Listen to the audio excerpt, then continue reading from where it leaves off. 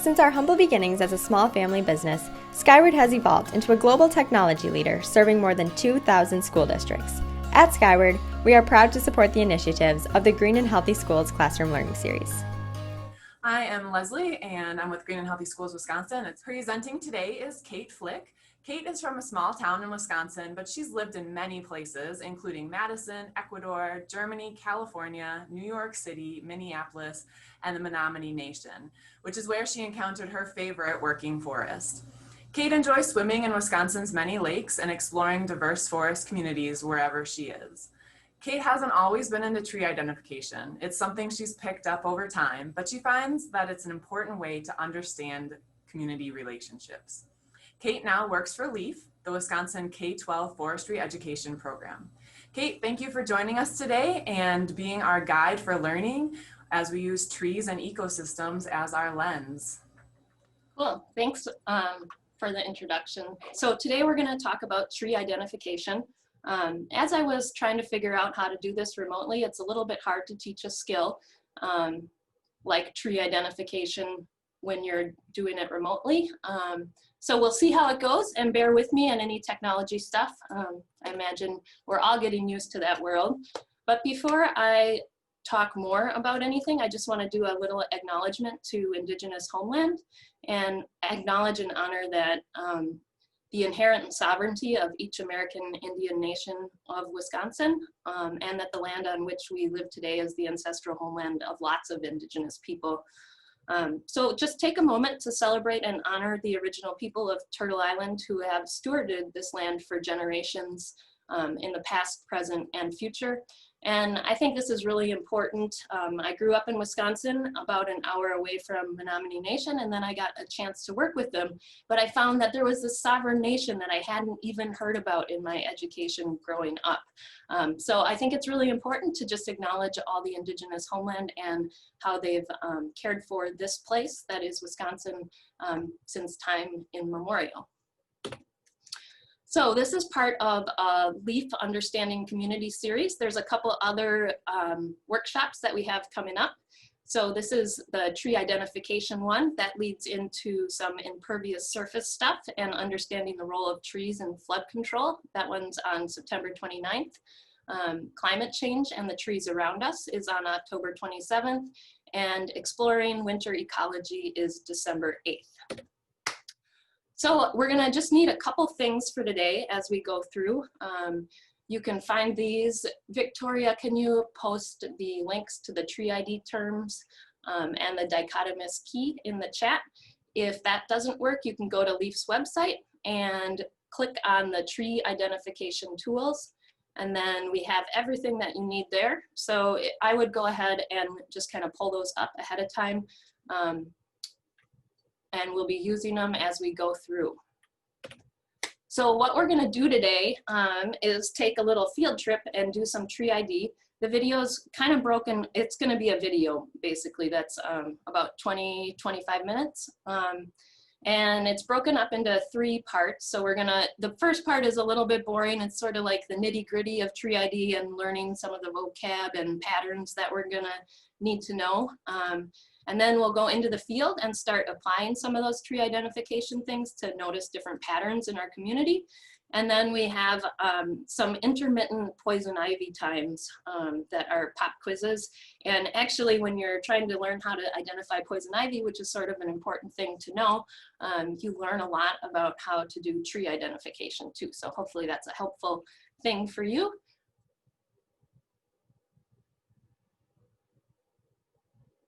Chica. Hi. How's it going? Good. Cool. Well, anyway, we have to do this tree identification for middle school and high school students throughout Wisconsin.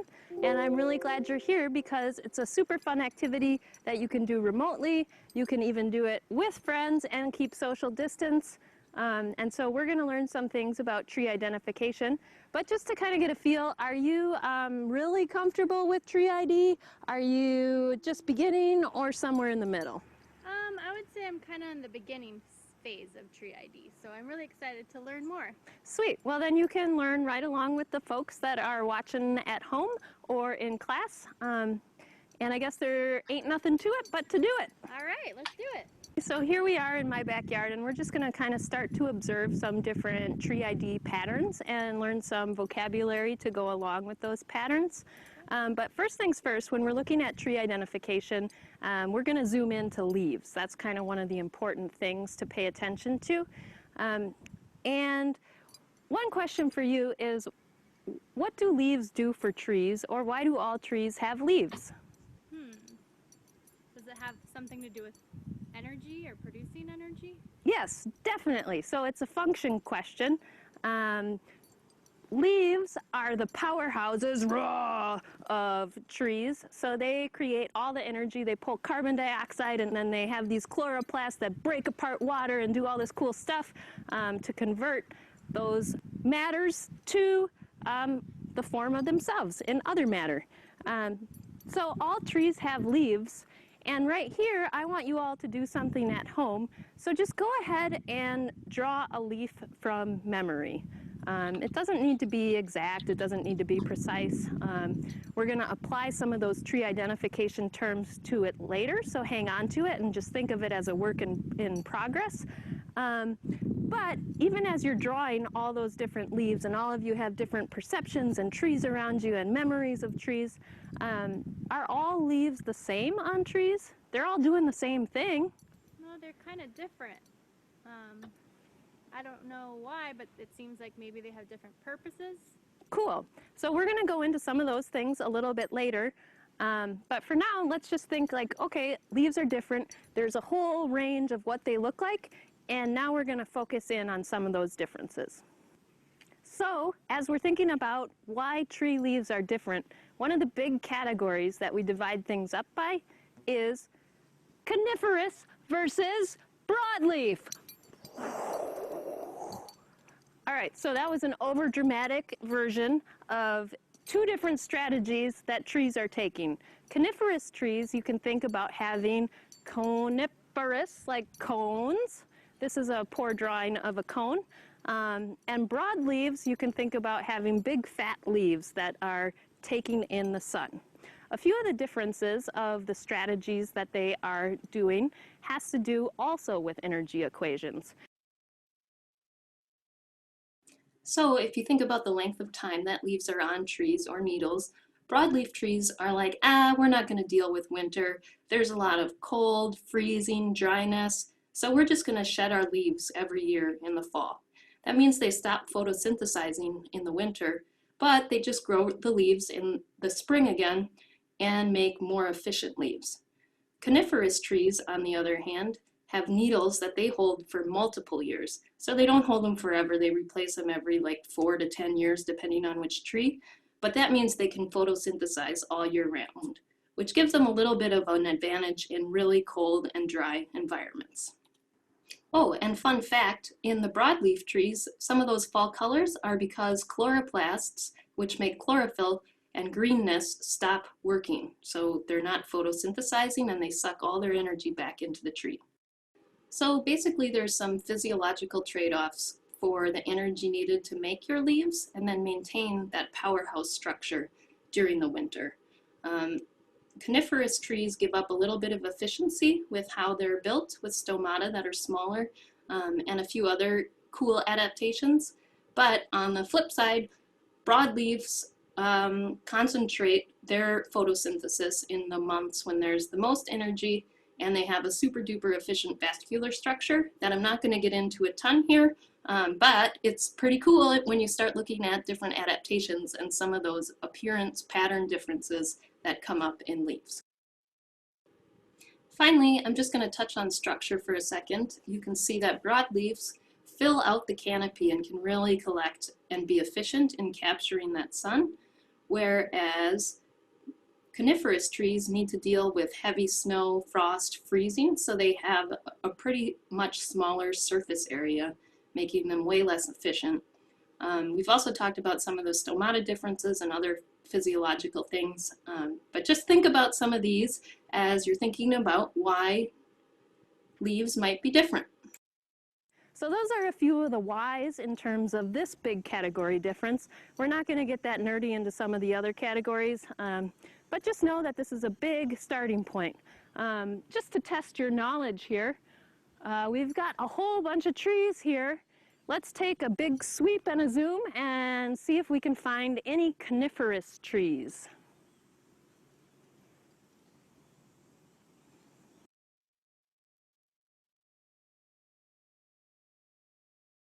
And don't forget to add in broadleaf versus coniferous into your leaf drawing.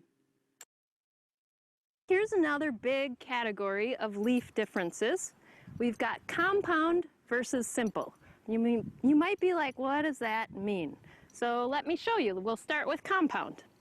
I'm just going to take a little bit of a leaf off here. And you might be thinking, well, geez, Kate, that looks like there's tons of leaves on there. But if you look at this, it connects to the stem through what's called a petiole. And that's just a fancy term for where leaves connect to stems. And this has one petiole, and then you can see that there's all these little leaflets coming off of it. But this is all just one leaf, which makes it a compound leaf. Hey, Jenny, would you come and grab a leaf from that shrub over there, and we'll talk about what single means?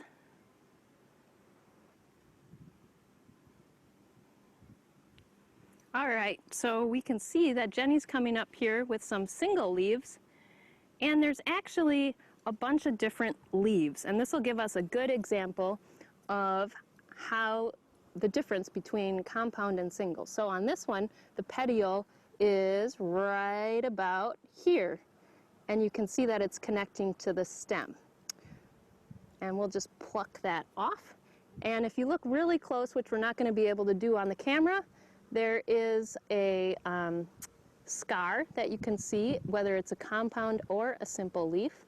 And each of these are single leaves.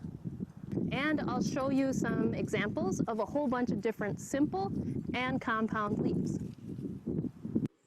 Woo, getting there. Just to go back to our tree identification terms, we can add a couple other things onto our leaf. So I'm just going to add some coarse single teeth and a smooth leaf base onto my leaf. And then we also can look at sinuses and lobes. So oaks tend to have pretty big lobes and a distinct lobe pattern. And maples have an interesting sinus pattern. And last but not least, let's add in some veins. So here's another difference that you can use to differentiate between trees and leaves. In one example, we have a thing called opposite, and that just means that trees have opposite branches. The alternative, is that they're alternate, which just kind of shifts things. So it's like, whoop, you have one branch on this side, and then you have one more branch on this side.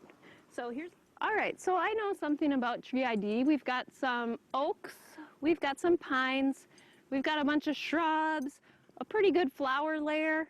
But one thing that I've really been puzzling about is whether this is a red oak or a pin oak. Both of them kind of have pointy leaves and lobes as their leaf margin.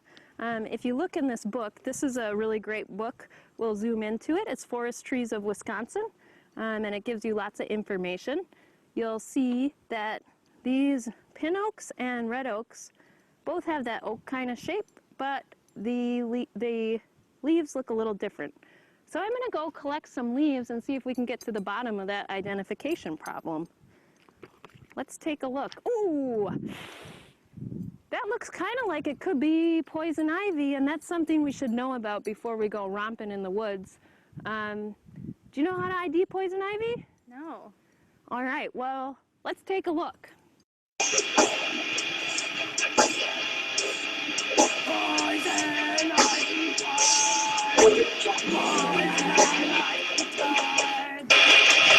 All right, so we've all heard the leaves of 3, let it be, to identify poison ivy. This one has a clear leaves of 3 pattern. So we might think, uh-oh, is that poison ivy?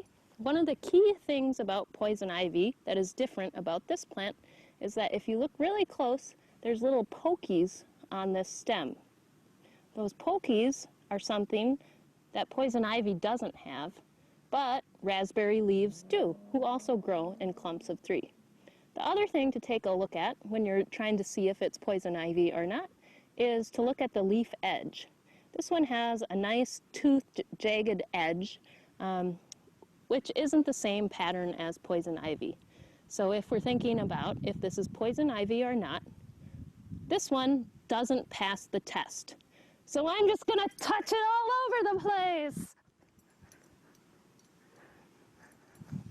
Okay, so now that I know that this plant is not poison ivy, though it does have little pokies on it, so I might want to look out for it, I'm gonna go collect some leaf specimens and maybe some acorns, because that's what oak leaves have as a nut, and the bottom of whether this is a pin oak or a red oak. So here I go.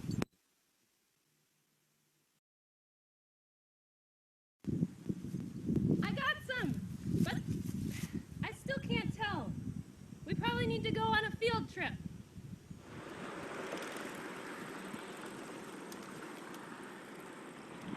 All right, well, here's a fun little trick. If you ever run into trees that are in pretty straight rows, that's called a plantation. And in Wisconsin, there's 3 different kinds of trees that are typically plantation trees. We've got red pine, white pine, and jack pine.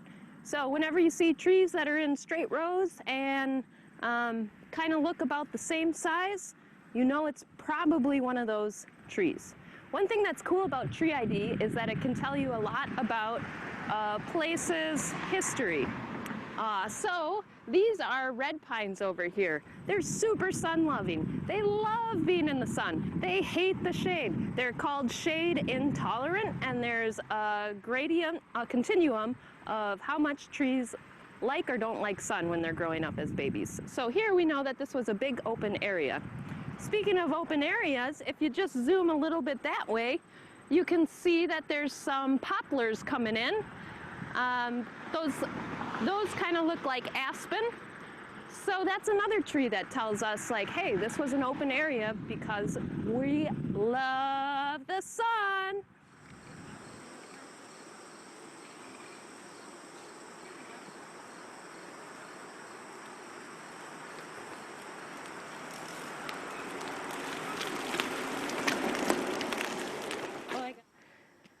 All right, well, here's a good stop. We've got a plantation behind us, so we know that it's probably a red, white, or jack pine. And Leaf has a cool key called a dichotomous key. Basically, it gives you 2 options between, like, is it this or this? You decide, and then it'll tell you to go to the next number. It's kind of like a choose your own adventure story, which I think is an antiquated reference that most people won't get. But when I was little, we really liked those choose your own adventure stories. So Jenny, why don't you go take a spin through this and see if you can figure it out. Oh, and this is located on Leaf's website, so you can find it there for free in the Field Enhancement Tree Identification in the 7-8 guide. Awesome, let's do it. Okay, so let's see. I'm going to start here. Does the tree have needles or broadleaves? Well, it looks like these are needles. Are the needles in bundles or groups, or do they have single or flatten and scaly? Well, it looks like this is a grouped bundle. There's 2 of them here. So then I need to move down to number 2. Needles are in clusters of more than 5 needles, or needles 2 to 5 per bundle. It looks like there's just 2 here, so we've got a pine species. So let's say it says C, A through C below. 5 needles per bundle. It's a white pine. This is only 2. Needles in pairs of 3 to 4 inches long is a red pine. Yeah, I would say this is probably 3 to 4 inches, maybe 4 inches long. So that means it's a red pine. Let's see what jack pine says. It's needles in pairs under 2 inches long. Nope, these are definitely longer. So I'm going to guess that this is a red pine.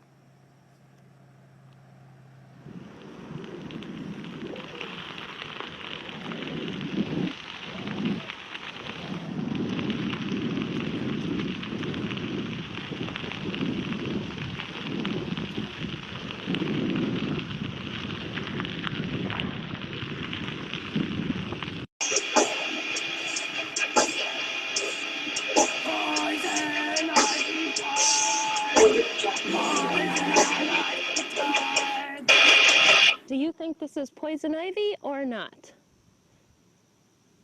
The answer to this one is yes, this is poison ivy. So you'll notice that it has this leaves of 3 pattern here. The stem is a little bit reddish there. You'll also notice that the stem doesn't have any little pricklies on it. And if you zoom into the leaf is pretty smooth around the bottom, and then up at the top it's got some teeth on it. Pretty big jagged teeth, not little tiny teeth.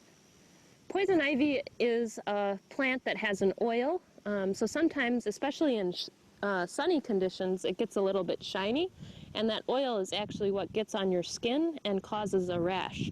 So if you find that you've gotten some poison ivy or might have been in poison ivy, make sure that you wash yourself off with soap and water, and then the oil's gone, and so you'll stop spreading it. If you don't wash the poison ivy oil off, then you can itch and spread it around your whole body. Something to avoid.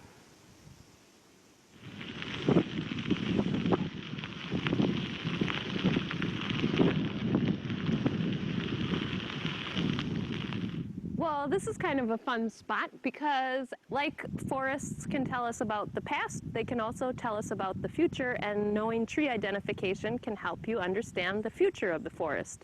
So this is cool because here we have a maple tree that is a seed tree, so it's producing the future generation. We have an oak tree that is a seed tree, so it's producing a future generation. And we have a white pine, which is also a seed tree and producing the future generations. But because of different conditions, some of these trees might win out. So let's take a closer look and see what kind of trees are going to be the next generation. All right, so we're just going to do a little informal understory inventory. You can do that with big trees too and inventory your forests, so that's kind of a fun extension to tree identification. But if you come a little bit over this way, you can see that in terms of babies, we've got this little maple-like leaf here. So we've got some maples coming in, and then we've got a little baby oak coming in right here, and you can just tell by its general leaf shape. And then we've got some baby white pines that are coming up over here with their 5-stacked bundle. But different tree species, depending on conditions, will grow better based on how much sun there is. So this is pretty shady in here. Soil conditions and water availability. So in here you can see that the future generation is really dominated by the white pine that's coming in. So this site must be pretty suitable for white pine growing up. Oh, sweet! Here's some oaks with plenty leaves. I'm going to take this one along back to the house to compare it to the oaks that are at my house.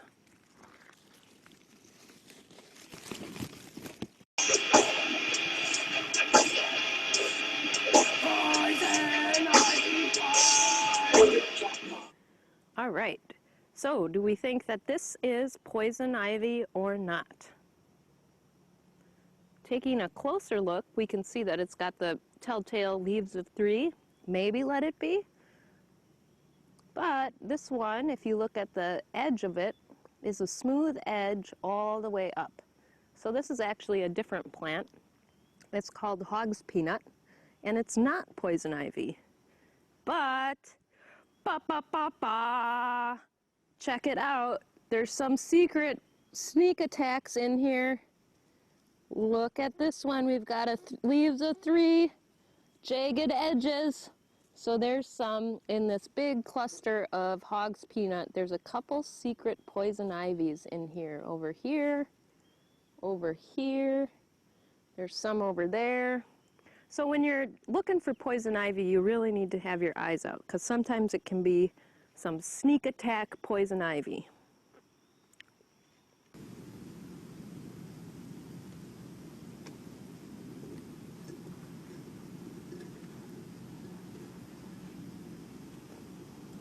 Well, hey, that was a pretty good adventure. Yeah, that was so fun. Cool. Well, just to review, we learned a couple things. We went through some different tree identification patterns and a couple tools to do that. We learned some patterns of succession, or a forest past, present, and future. And we also learned how to identify poison ivy. So not all in not a bad day. No, not at all. Cool. Well, let's just get back to that oak mystery. All right, so here's the oak leaf that I got from our adventure on the river, and here's the one that comes from my backyard. And when I look a little bit closer, trying to figure out which one's which, or if it's red oak versus pin oak, I'm still not really sure. What's some more information that we might need to collect to be able to identify these trees?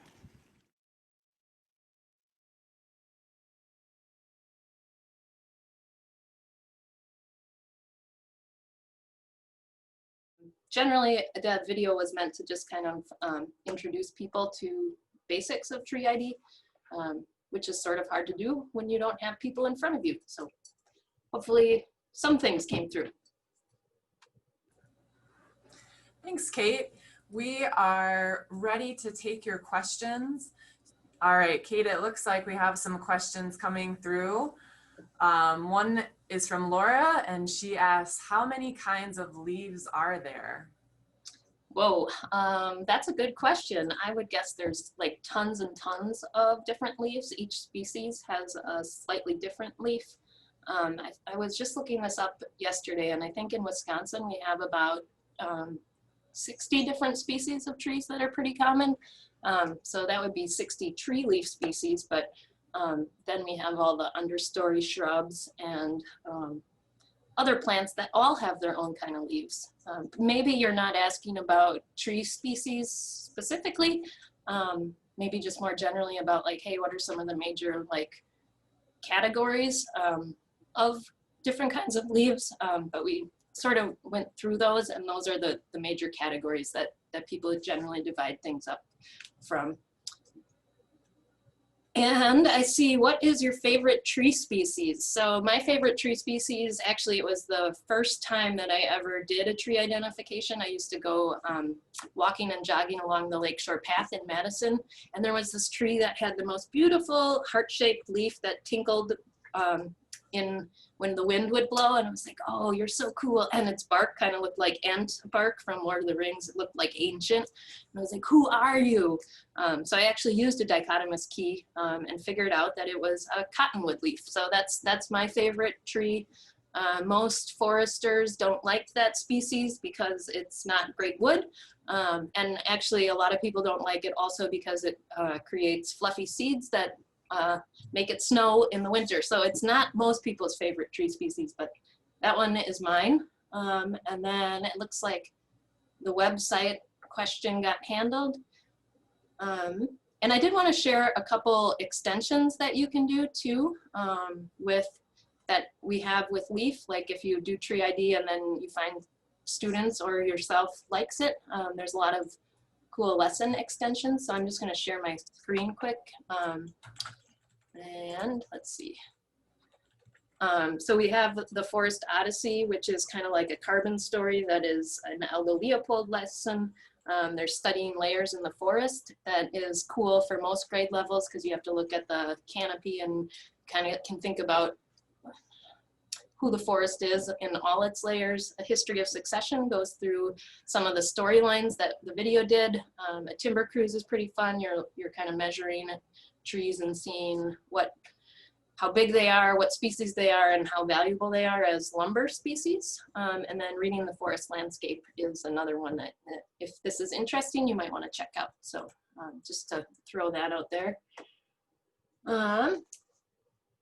Any other questions? Pin oak or red oak. So I was surprised. I went from a distance, I was like, oh yeah, that's gotta be pin oak. It's sandy soil, which is another thing that you would wanna check out because pin oaks generally like sandy soil more than red oaks. But then when I actually did the comparison, it seemed like it had a fatter leaf and not as much of a indent to its margins. And so it ended up being red oak. How do you know how old a tree is? So a tree, you can tell by a couple different ways. They have a little borer thing that you can get. That's sort of a specialized way, and then you can go back in the rings and see how old the tree is. Less formally, you can check out branch levels and count those. Each year, a tree generally puts on another set of branches. If you're counting branches though, you have to, sometimes trees shed branches. Again, going back to energy equations, if it's not efficient for them to keep leaves and maintain those systems, they get rid of them in some species. So you want to look and see if there's any little like branch scars, but you can count those branch levels. And then actually in the 7-8 lesson of mapping the forest, there's a little species guide where you can check out, and this is in the leaf books, but you can take a tree's height and then know its species, and then it gives you a general rule of thumb. So those are a couple of ways to know how old a tree is. Why did I, oh. Kate, can we have another question here? Could you tell us a little bit about what you do in your job and about your career? Sure. So in my job, I work for LEAF. It's the K-12 Forestry Education Program. Basically, we teach teachers about forestry. Forestry is one of the most important industries in the state of Wisconsin, and it's pretty awesome. A lot of places don't have forestry programs for K-12 audiences. We also have a really almost 100-year-old school forest program. Probably a lot of you have either grown up using school forests or maybe teach at school forests. So we help teachers so that they can hopefully take students outside and learn about forestry. I got into forests kind of accidentally. I did sociology in my undergrad, and then I'd been working with some scientists, and they were like, it was with climate change stuff, and they were like, hey, why would you study people? And I was like, cause people are having some of these social problems. And then I wanted to study science a little bit more to be like, all right, scientists, let me talk to you a little bit better. And I got a fellowship to go to Germany, and there was a drop-down menu, literally, that was like, all right, I need my program in English, I want to study science, maybe a few other options, and there was a forestry program and an agricultural program, and then it ended up being a forestry program that I chose, and it was awesome. It was in the Black Forest, and then I was like, whoa, I grew up in the woods playing, and I actually really like forestry, so that's how I got into forestry. And kind of a similar saga for natural resources.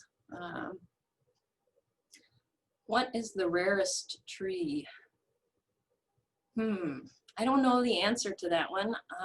I know in Wisconsin, there's a couple trees that when you look at climate change projections are not gonna be doing so well, just because the climate is getting a little bit rougher, so they'll be getting rarer and rarer.